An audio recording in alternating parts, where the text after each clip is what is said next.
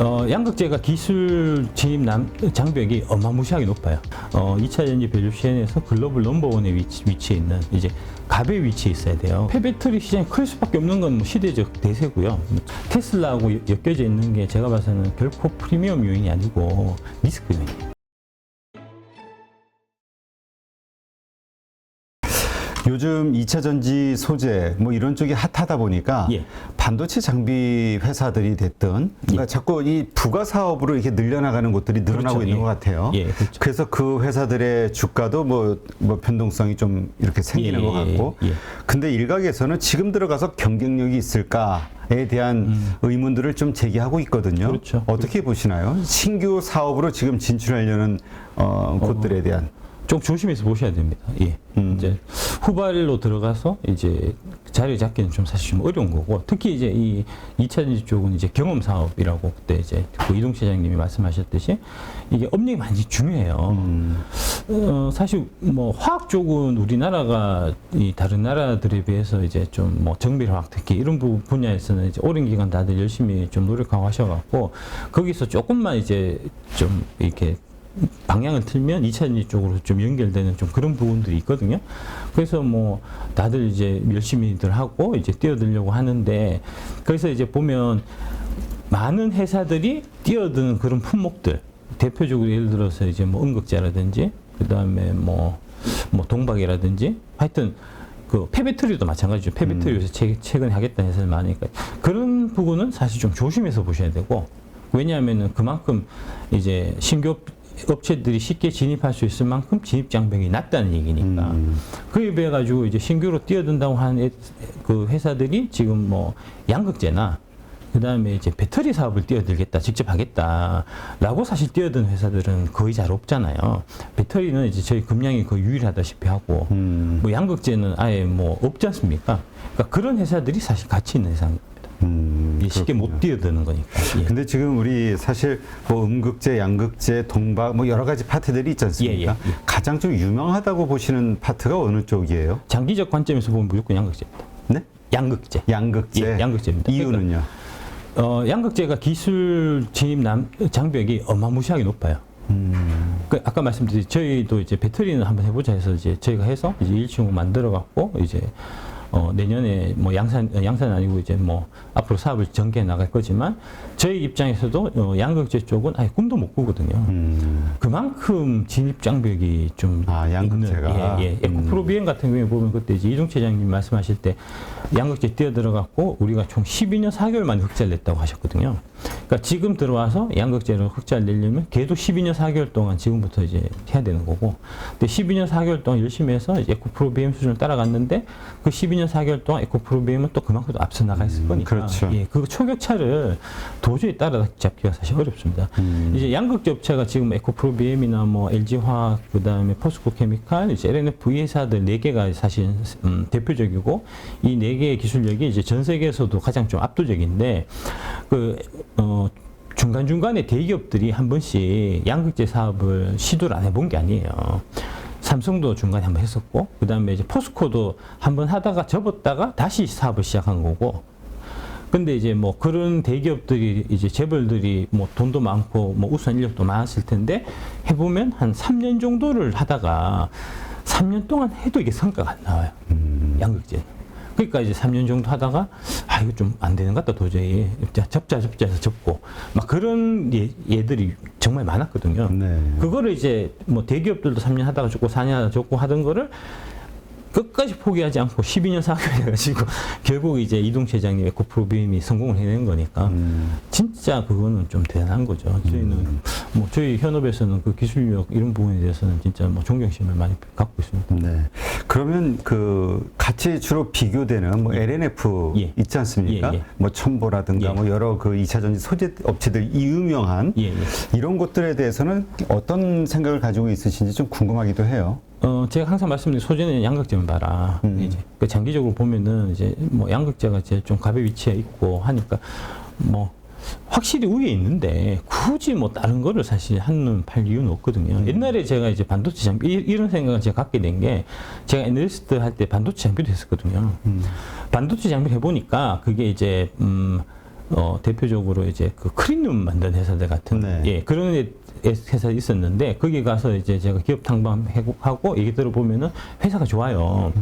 이제 그때 당시 2000년대 초반만 해도 반도체가 우리나라에서 성장 산업으로 계속해서 이제 캐파를 늘릴 때니까 이게 이제 크리눔 같은 경우도 올해 뭐 1000억 공사했다고 하면은 내년에 2000억 공사가 예정돼 있고 막 그렇거든요. 그래서 이제 제가 회사 돌아가서 이제 리포트를 얘네들이 내년 지금 설비 증설해서 내년에 이제 2000억 캐파가 될 테니까 올해 이제 100억 났으면 내년에 200억 나겠다. 이렇게 해서 이제 보고서 쓰고 이제 바이 의견을 내면 1년 지나서 보면 200억 안 나요. 또 100억이에요. 이게 마진율이 이게 스퀴즈를 당하거든요. 아. 그러니까 결국 가격이 깎이는 거죠. 납품가가. 예, 납품가가. 예. 결국은 이제 다른 건 볼 필요 없이 삼성전자를 샀었으면 돼요. 삼성전자가 제가 애널리스트하고 할 때 뭐 10몇만 원 하다가 가장 많이 갔을 때가 이제 500만 원까지 갔던 거니까요. 그거 사갖고 있으면 되는데 쉬운 길이 있는데 사실 굳이 좀 어려운 거를 저 밑단에 2차 전지 밸류체인에서 저 밑단에 이거 처음 들어보고 생소하고 그런 거를 사실 좀 굳이 건드릴 필요는 없고요. 이게 사람들의 심리가 예. 특히 그 왜 많이 오른 거에 대한 그 뭐라 그럴까요? 예, 예, 거부감, 아니 예. 두려움이 있잖아요. 예, 예. 많이 빠질까봐. 그러니까 자꾸 안 오른 주식에서 찾다 보니까 근데 예. 또 이런 어떤 변동성이 클 때는 자꾸 대장주에 몰입을 하라라는 또 이야기도 있고. 예, 예. 그런 걸 사서 이제 장기적 관점에서 가고 뭐 중간에 30% 절반 한 번씩 빠질 텐데 뭐 그런 거는 웃어 넘기고 사실 그런 식으로 가야 되는데 보통 이제 주식 처음 하시는 분들이 지금 어떤 식으로 생각하냐면 이제 내가 사면 주가 오르고 내가 팔면 떨어지고 이걸 말하거든요. 안 됩니다. 그거는 불가능합니다. 그러니까 이제 에코프로비엠이나 뭐 LNF나 이런 양극재 주식도 한때 안 갖고 계셨던 분들은 없어요. 웬만한 분들은 작년에 이제 뭐 장 좋을 때 다 에코프로비엠이나 LNF 들어가서 이제 20% 30% 수익 한 번씩 다 나본 경험 있으신데 20% 30% 올랐을 때 이거 자기 나름으로 이거 고점 친 것 같아 팔고 그 다음에 안 떨어지니까 떨어지면 자기가 다시 살라 그랬는데 안 떨어지고 계속 가니까 그러면 이거 빼고 다른 쪽으로 2차 전지 좀 해볼까 해서 지금 들어가서 물려있는 게 아까 말씀하신 첨보라든지 후성이라든지 뭐 많이 동박 쪽에 지금 SKC라든지 일진모티라든지 그 다음에 뭐 하여튼 그런 쪽으로 지금 SKIT 대표적으로 많이 물려 계신 게 그런 식으로 이제 많이 물려서 지금 고통받고 있으신 거니까요. 그거는 투자 방법이 사실 잘못된 겁니다. 그렇군요. 그러니까 2차 전지 관련해서 그러니까 성장 산업에 대한 투자를 한다고 했을 때는 변동성을 참아가면서 예. 고점 매도에 대한 고민하지 말고 일단은 뭐 1년이고 2년이고 목표한 기간까지는 예. 변동성을 이기면서 가야 된다. 예. 3년, 4년, 25년, 26년까지 무조건 가야 된다. 25년까지는. 예. 네. 그리고 같이 이제 동행할 주식은 2차 전지 밸류체인에서 글로벌 넘버원의 위치에 있는 이제 갑의 위치에 있어야 돼요. 그래서 이제 가격이 안착될 수 있는. LG 솔루션에 와서 요번에 좀 가격 협상 좀 하지 깎아도 하면은 이제 뭐 딴 데 한번 가보든지 이렇게 나올 수 있는 그 정도의 이제 기술력, 이제 진입 장벽이 있는 거를 사실 그게 이제 에코프로비엠이라고 보시는 거군요. 예, 그게 이제 그때도 말씀드리는 모르겠는데 제가 이제 항상 8개를 추천하는데 이 배터리 쪽에서는 이제 LG 에너지솔루션, SK 이노베이션, 그 다음에 양극재 쪽에서는 이제 그 에코프로비엠, LG화학, 포스코 케미칼, 그 다음에 이제 그 나노신소재, 그 다음에 포스코홀딩스, 에코프로 이렇게 총 8종목이거든요. 그러니까 그 안에서만 놓으시는 게 제가 봐서는 제일 이제 좀 확실한 방법이시지 않겠나. 그렇다면 이제 여러 가지 그 주가의 흐름이 변동이 다 다르단 말이에요. 각각 그 8개 종목들이. 지금의 밸류상 가장 괜찮다라고 보시는 건 어디예요? 에코프로 포스코홀딩스가 제가 봐서는 제일 싼 주식이고요. 이제 성장 여력도 제일 많은 걸로 보고요. 그 다음에 이제 양극재 쪽 에코프로 BM이나 그 다음에 이제 LG화학, 포스코케미칼 쪽. 그 다음에 세 번째로 볼 수 있는 게 이제 그 LG 엔솔이나 이제 SK 이노베이션 쪽이고, 그거는 이제 지금 현재 그 시총하고 좀 관계가 있습니다. 시총이 이제 일단 LG 엔솔 같은 경우는 저는 저평가되어 있다고 보고 있긴 하지만 지금 현재도 거의 한 120조 정도에 육박하고 있으니까요. 뭐 저는 한 적정 시총 한 500조 정도 보고 있는데 500조 해봐야 120조면은 4배밖에는 앞으로 더 오를 수 있는 여지가 없는 거니까요. 근데 이제 에코프로 비행 같은 경우는 제가 아마 150조, 200조 정도는 갈 거다라고 보거든요. 근데 이제 지금 10조밖에 안 되니까 뭐 15배, 뭐 이렇게 되는 20배 이렇게 되는 거고, 그다음에 에코프로 같은 경우는 지금 그때 말씀드린 이유도 많이 올랐고, 제가 이제 에코프로는 연초는 아니고 제가 6월달 정도에 말씀드리고 제가 그때 샀는데, 제가 살 때 7만 원에 샀어요, 에코프로를. 그래서 지금도 뭐 한 70% 수익 나 있고 한데, 근데 그럼에도 불구하고 지금 에코프로가 시총이 한 3조밖에 안 되거든요. 이게 이제 뭐 100조만 간다고 해도 그러면 30배가 나는 거니까. 그럼 안 팔으셨나요? 70% 수익 났지만. 예, 안 팔았습니다. 예. 그게 이제 120%까지 갔다가 떨어져서 60%까지 이익이 줄었어요. 그거 이제 보고 있으면 사실 속상할 수도 있거든요. 왜냐면 그런 거 볼 때마다 예. 이런 생각을 하거든요. 개인 투자자들은. 아, 그래. 다음에 혹시 조금 더 오르면 그때 좀 일부 매도하고 하고, 또 떨어지면 다시 주수라도 늘리자 사서. 예. 옛날에 저도 그런 생각 많이 했었거든요. 그게 멍청한 생각이에요. 지금 와서 보면. 제가 이제 삼성전자를 25만 원, 30만 원 2003년, 24년 할 때 제가 많이 갖고 있었는데, 갖고 있으면서 그거를 이제 100만 원 한번 갔을 때 제가 한번 팔았어요. 팔고 80만 원 다시 샀어요. 그래서 이제 제 생각에, 아, 나는 진짜 주식 천재인가 보다. 나는 진짜 잘해. 이렇게 생각하고 있다가 다시 올라가서 100만 원 왔을 때 일부 팔고 해서 총 120만 원까지 갔을 때 제가 다 팔았거든요. 팔고 이제 다시 80만 원이 오기를 기다렸는데, 안 오고 500만 원 간 거 아닙니까? 그 500만 원 갈 동안에 제가 얼마나 삼성전자에 대해서 이제 나쁜 생각을, 저 주식은 고평가돼 있다, 저거는 떨어질 수밖에 없다, 저거는 지금 저렇게 막 가는 거는 다 거품이다 라는 생각을 제가 많이 했는지 모릅니다. 지금 2차 전지 에코프로 BM이나 이런 거에 대한 지금 여의도의 기관들이 갖고 있는 생각들이 제가 봐서는 그런 것 같아요. 그렇군요. 그렇다면 LNF에 대해서도 일단은 에코프로비엠하고 비교할 수 있는 회사니까. 근데 사실 LNF를 더 평가해 주시는 분들이 많아요. 이유는 테슬라 향이니까. 이건 어떻게 보세요? 그래서 제가 그래서 제가 LNF보다는 에코프로비엠이 낫다라고 보는. 어떤 이유로요? 테슬라 쪽에 이제 납품을 안 하니까요. 에코프로비엠은 테슬라하고 엮여져 있는 게 제가 봐서는 결코 프리미엄 요인이 아니고 리스크 요인이에요. 아, 솔직히. 그거는 테슬라의 입김이 더 훨씬 세기 때문에. 일차적으로 이제 그런 부분이 있고요. 왜냐하면은 테슬라라는 그 일론 머스크가 사람이 좀 뭐랄까 어떤 형태냐면, 이제 우리가 다 같이 이렇게 힘을 합쳐갖고 회사에서 어떤 성과를 냈을 때 그 공을 지가 다 한 것처럼 얘기하면서 독차지하는 사람들 있잖아요.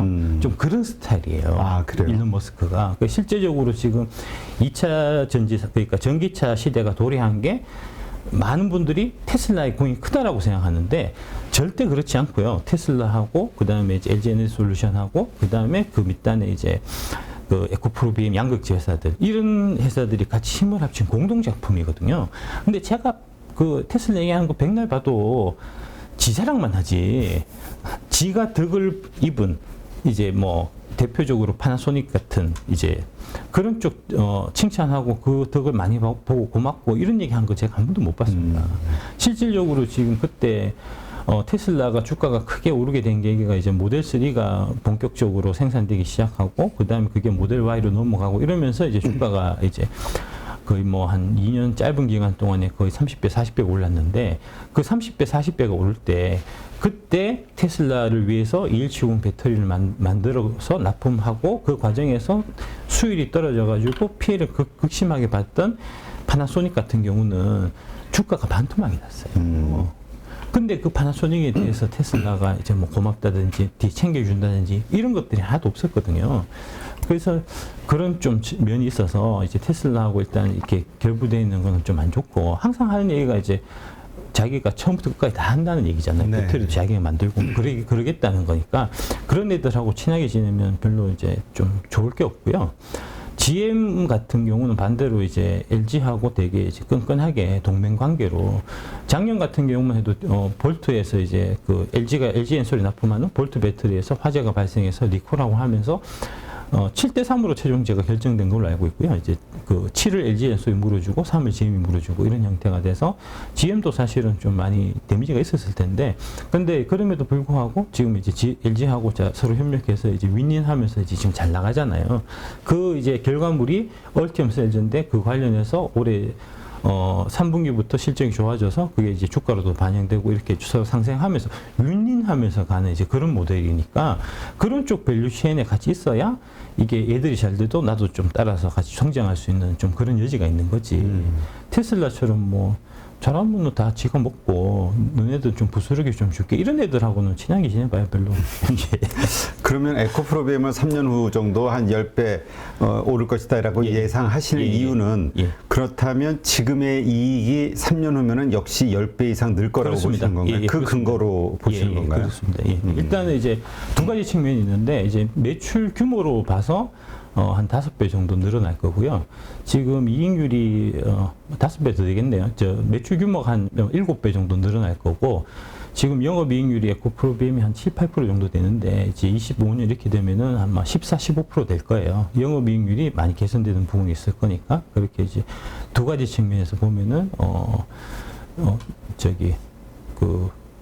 이 규모가, 이익 규모 자체가 이제 뭐 10배 이상 뭐 이렇게 열몇 배 이렇게 늘어날 거니까 당연히 이제 그거 따라서 주가는 이제 움직이게끔 그렇게 돼 있는 거니까요.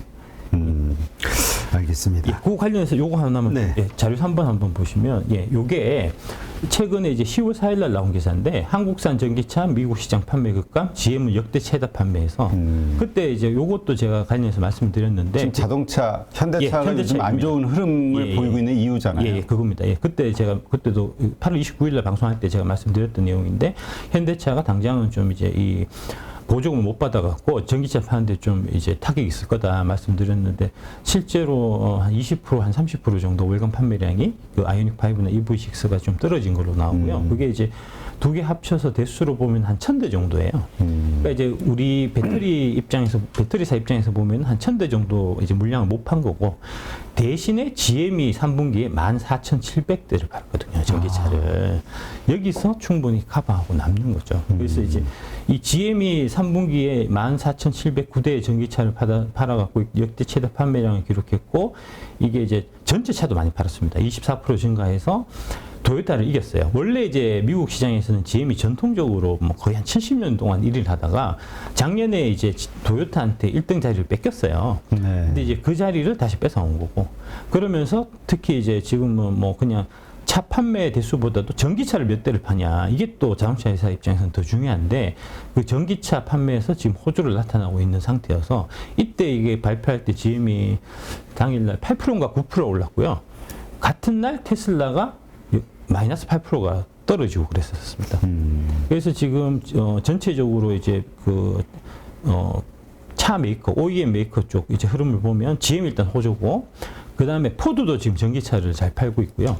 그 다음에 이제 폭스바겐 이쪽도 지금 잘 나가고 있고, 이제 테슬라도 지금 호조를 나타내고 있는데, 요거를 이제 밸류체인을 보면 여기에 밸류체인이 연결되는 쪽이 3, 4분기 실적이 지금 당연히 좋을 거고, 4, 4분기도 같이 좋을 거다 이렇게 볼 수 있을 거잖아요. 그래서 한번 좀 뜯다 보면 GM 쪽은 지금 LG 엔솔 배터리를 쓰고 있고 거기 들어가는 양극재는 LG 화학, 포스코케미칼 이렇게 들어가고요.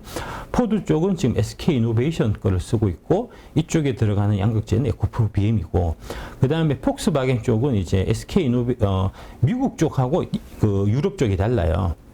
이게 배터리 쓰는 게 미국 쪽은 지금 SK 이노베이션 걸 또 쓰고요. 그러면은 여기 에코프로 BM께 들어가는 거고 유럽 쪽에는 LG 엔솔 배터리를 쓰고 LG 화학, 포스코 케미칼 양극재가 들어가고 테슬라도 이제 최근에 좀 못 미쳐가지고 그게 좀 빠지긴 했는데 3, 4분기 실적까지는 되게 좋았거든요. 4, 4분기도 뭐 여전히 좀 많이 팔긴 할 거니까 테슬라 쪽도 보면은 여기에 특히 유럽 쪽 이제 롱레인지 쪽에 들어가는 게 LG 엔솔 배터리에 거기에 이제 양극재는 LNF가 들어가니까 LNF 같은 경우도 이제 뭐 3분기, 4분기 실적은 되게 좋을 거다.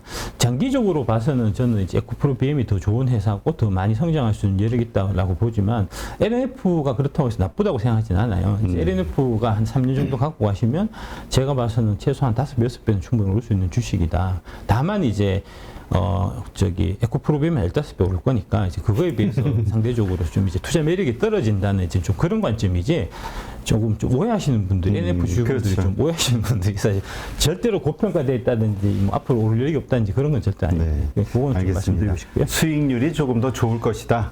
그 차이가 크게 좋을 것이다. 에코프로빔이. 근데 지금 에코프로가 아까도 말씀하셨지만 폐배터리 사업 관련해서도 해당되는 게 있고 뭐 여러 가지 그 이슈로 인해서 주가도 최근에 올랐지만 뭐 더 크게 오를 수 있다 이렇게 보시는데 요즘 성일 하이텍이 상장하면서 이쪽에 대한 관심이 확 커졌어요. 근데 이게 일시적인 관심 아니냐 이렇게 보는 분도 있고 왜냐하면 이런 중소기업단에서 이 폐배터리 사업을 성공적으로 큰 수익 사업으로 만들 수 있을까? 만약에 완성차 업체가 그냥 하면 그냥 다 끝나는 거 아니야? 이런 걱정. 일단 폐배터리 시장이 클 수밖에 없는 건 뭐 시대적 대세고요.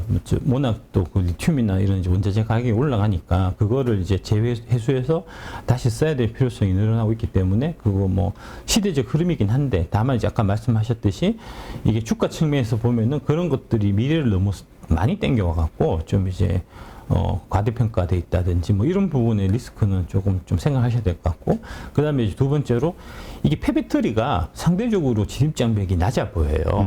그래서 이제 아까 말씀하신 이제 현대차 같은 완성차 메이커들도 지금 뛰어들려고 하고 그다음에 배터리 회사들도 지금 관심을 가지고 있고 그다음에 뭐 이제 좀 중소규모의 이제 2차전지 사업을 하고 싶은데 신규 사업이 뭐가 있을까? 아, 폐배터리가 요새 핫하니까 폐배터리를 하자. 이렇게 해서 이제 뛰어드는 회사도 많고 여러 회사들이 이제 많이 뛰어들고 있는데 결국 전국적으로는 제가 봐서는 이 폐배터리도 최종적인 승자는 저희 이제 쪽에서 볼 때는 에코프로하고 포스코홀딩스가 될 거다라고 보는데 이제 그 이유를 잠깐 말씀드리면 4번 이구나 여기요 5번 5번 보시면 이게 에코프로가 폐배터리 재활용 신사업을 한 게 6월 달에 시동을 했다 하고 되어 있는데 이 6월이 2021년 6월입니다.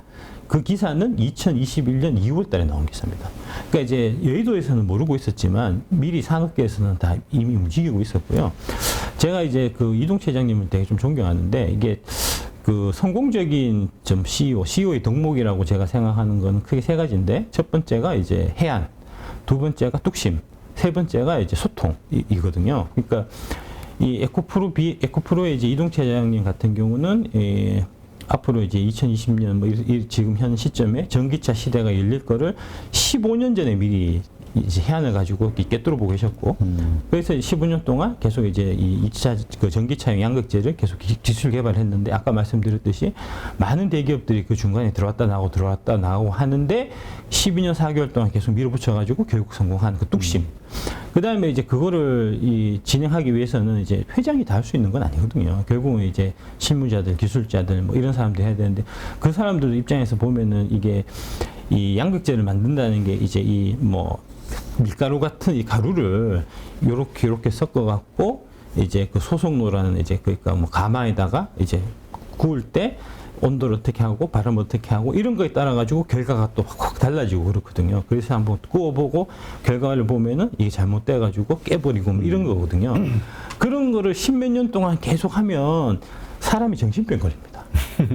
예, 진짜 그게 뭐 한두 번 실패한 게 아닐 거 아닙니까? 거의 이제 12년이라면은 뭐 한 달에 한 번씩만 했다고 쳐도 그게 뭐 1200번, 1300번의 실패를 거쳐갖고 마지막으로 결과물이 나온 거니까 그 기간 동안에 좌절하고 힘들어하고 또 이제 어느 정도 성과가 발생하면은 그 기술자들을 이제 대기업에서 빼가려고 하고 막 했을 텐데 그런 기술자들을 다독이고 달래고 때로는 이제 뭐 같이 좀 술도 먹으면서 뭐 이렇게 이제 좀 그 인생 상담도 해주고 하면서 그 한 길로 계속 가려면 그거는 이제 이 대표님의 이제 그 소통 능력이 그만큼 뒤따라야 그게 가능한 거거든요. 뭐 그 똑같은 부분이 이제 저기 뭐 LG 저기 돌아가신 LG의 구본무 회장님도 뭐 또 마찬가지고 그런 부분들이 있어야 이런 이제 진짜 이 거대한 사업이 사실은 이제 가능해지고 성과를 낼 수 있고 한데 이제 그런 측면에 있어서 보면 이동채 회장님은 진짜 그 세 가지 측면에서 되게 좀 탁월하다. 진짜 저는 좀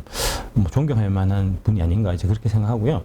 그래서 이제 그게 이제 요 얘기 말씀드리려고 2017년에 이제 에코프로 BM 포항 공장을 만들 때 그때 에코 배터리 캠퍼스라는 거를 같이 만들었어요. 이게 이제 총 1조 7천억을 들여갖고 한 건데 이 1조 7천억이 거의 다 시비나 뭐 유상증자나 이런 겁니다. 이제 여의도에서 돈 끌어가지고 그래서 이 시비 발행해서 할 때 여의도에서 이제 에코프로 투자하신 분들이 나 뭐 되게 욕을 사실 많이 했어요. 이놈 회사는 맨날 시비해가지고 주가 좀 올라가려면은 시비 전환돼갖고 주가 떨어지고 하면서 막 그랬거든요.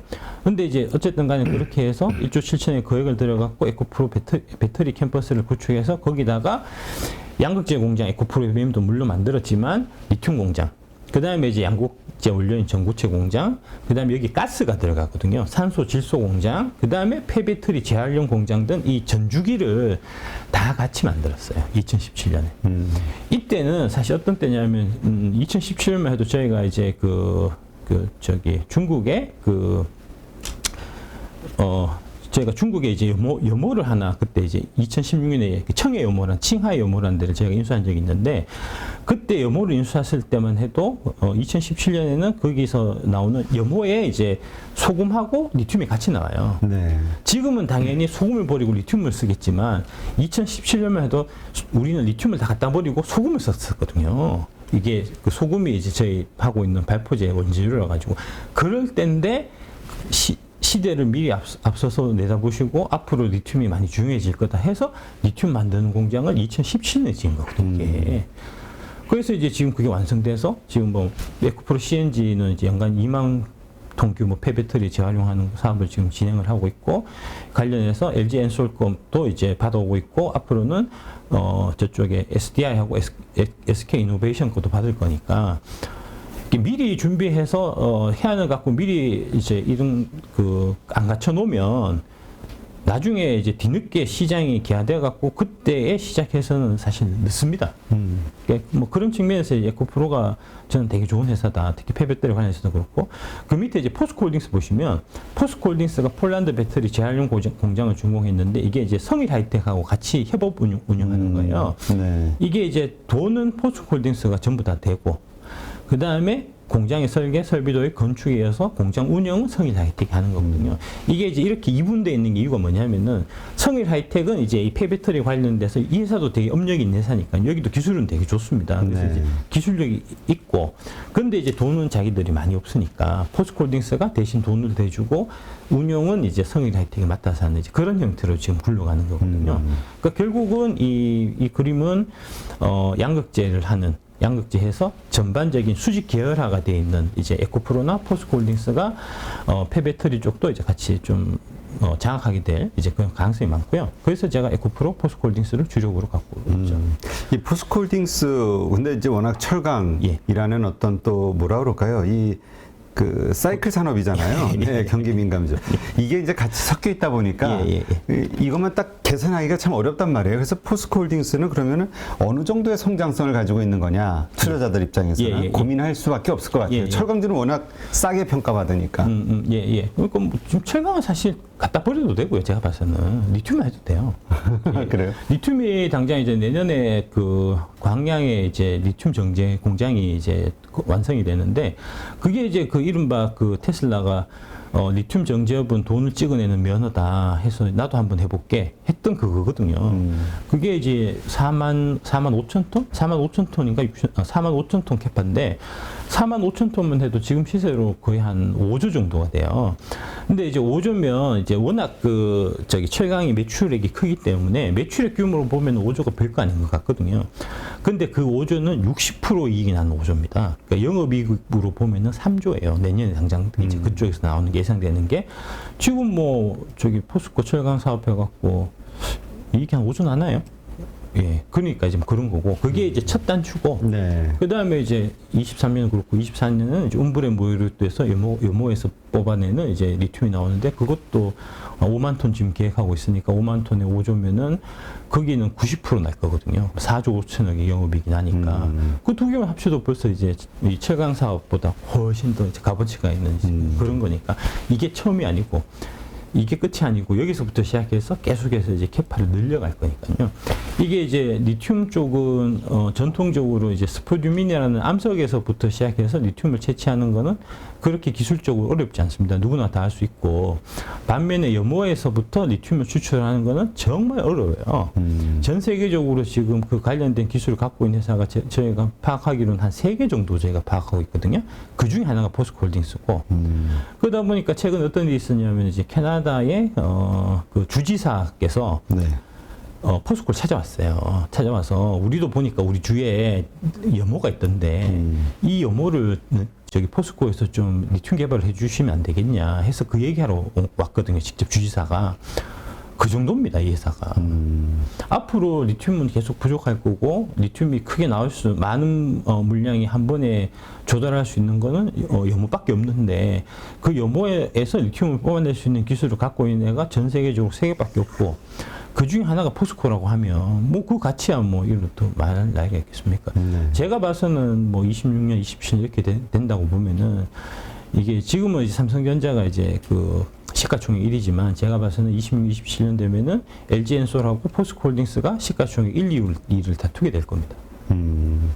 알겠습니다. 예. 되게 긍정적으로 포스코홀딩스도 예, 보신다는 거. 예. 네.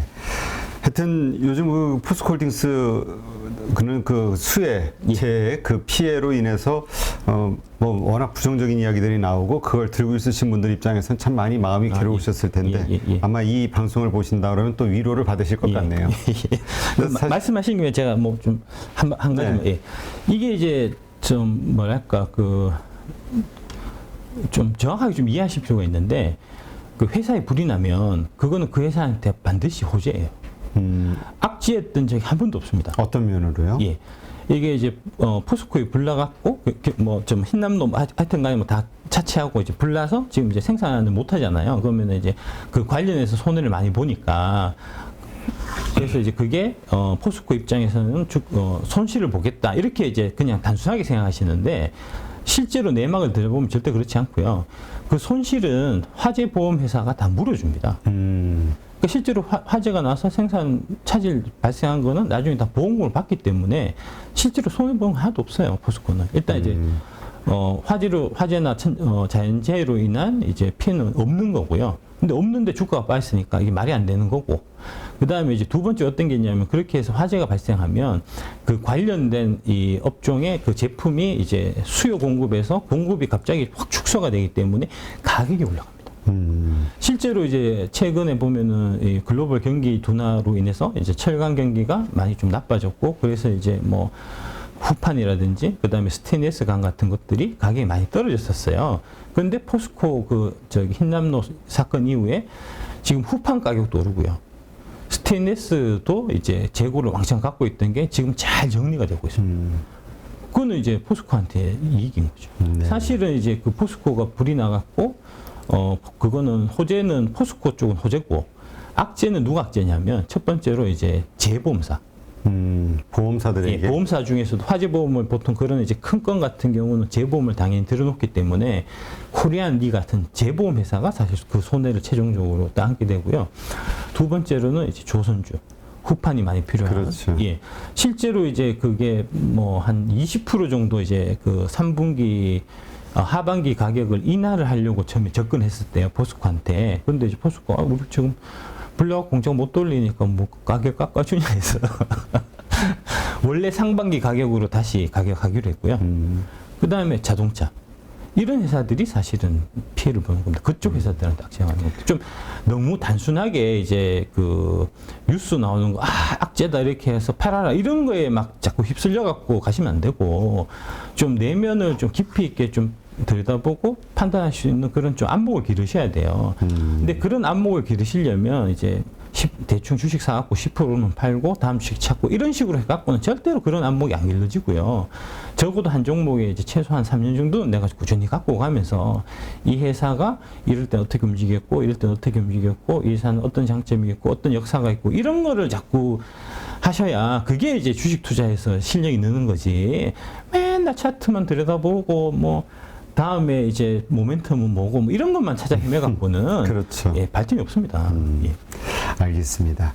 하여튼 2차 전지 주식을 가지고 있는 우리 가족분들도 많이 있으신 걸로 알고 있는데 하여튼 이러한 마인드도 큰 돈을 벌려면 필요할 수 있다라는 우리 여러 가지 이제 박순혁 이사님의 네, 의견이니까요. 그 여러 가지 투자 방법이 있는데 저는 이제 가장 좀 뭐랄까 기본적인 이제 가치 투자 이런 쪽으로 이제 접근해서 말씀드리는 거고 뭐 어쨌든 간에 뭐 저기 흑묘 백묘라고 이제 검은 고양이든 흰 고양이든 돈만 많이 잘 벌면 되니까 각자 이제 방법을 뭐 찾아보시면 되는데 이제 대체적으로 그 동학개미 운동 이후에 이제 2020년 이후에 새롭게 시작하신 분들 같은 경우는 이제 사실 가장 근본은 이제 기업 실적 이런 거 그다음에 기업 가치 이런 거에 이제 좀 보고 좀 장기적으로 같이 회사와 동행한다는 그런 느낌으로 가는 게 사실 가장 좀 베이직이니까요. 기본을 먼저 닦고 그다음에 이제 좀 거기서 이제 좀 변화를 하는 이제 그래서 뭐 차트 매매도 하고 뭐 그렇게 가야지 처음부터 이제 변화구부터 먼저 배우면 직구가 속도가 안 나거든요. 그러니까 뭐 그런 개념으로 이해하시면 될 것 같습니다. 그렇죠. 알겠습니다. 뭐 하여튼 그래서 무슨 바벨 전략이라고 많이들 하시잖아요. 한쪽 장기 계좌, 장기 투자하는 계좌를 하나 따로 두고 또 트레이딩, 그것도 하나의 시스템이니까 증권 시스템 이렇게 좀 나누시는 거. 근데 지금 큰 돈을 벌기 위해서는 2차 전지 관련해서 잘 선택하고 그 주식들은 좀 장기 투자로 가는 게 훨씬 큰 수익을 낼 수 있다. 그리고 그렇게 믿고 또 하고 계신다. 이렇게 이제 이해를 하면 되겠죠. 그렇게 하시면 될 것 같습니다. 그러니까 이제 계좌를 반 나누셔갖고 반은 재밌게 이제 매매하시면서 재밌게 있는 계좌. 재미가 없어요 요새. 다들 힘들고 고통스럽지. 또 나중에 또 재밌을 때 또 오니까요. 반은 이제 좀 지루하게 하지만 좀 길게 좀 이제 좀 가는 이제 그런 형태로 반반씩 나눠가지고 좀 활용하시는 게 어떨까. 저는 이제 좀 길게 가는 쪽으로 주로 말씀드리는 거니까요. 네, 알겠습니다. 네, 이제까지 배터리 아저씨, 배터리 아저씨 박순혁 이사님과 함께했습니다. 네, 하여튼 2차 전지 관련해서 들고 있으신 분들은 한번 자신의 투자 마인드, 그다음에 들고 있는 종목들 한번 검토하시면서 네, 어떻게 할 것인가 앞으로는 네, 생각해 보시는 계기가 되셨으면 좋겠네요. 오늘 좋은 인사이트 고맙습니다. 감사합니다. 누구나 1시간 안에 200개 종목에서 좋은 종목을 고를 수 있는 그런 능력을 배양할 수 있도록 제가 도와드리려고 그렇게 하고 있습니다.